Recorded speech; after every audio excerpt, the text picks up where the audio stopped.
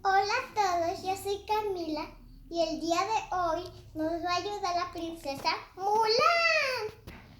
Mulan y yo tuvimos una idea que les puede encantar. Hacer slime que brille en la oscuridad. Ya que lo sacamos y ya está hecho con brillo, me encantó con brillo, lo ponemos en unas horas en la lámpara. ¿Contamos? 1, 2, 3, 4, 5, 6, 7, 8, 9, 10. Y lo sacamos. A ver si ya está. Vamos apagado en la oscuridad. ¡Ah! ¡Chicos! ¡Sí se prendió! Está de color verde. ¡Ay! Se me cayó.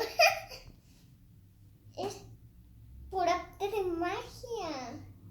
Es que este resistor le ayuda a brillarlo. El resistor que le pusimos. ¿Verdad que fue magia? Y así fue como Mulan y yo tuvimos la idea.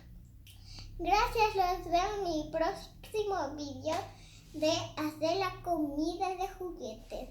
Adiós.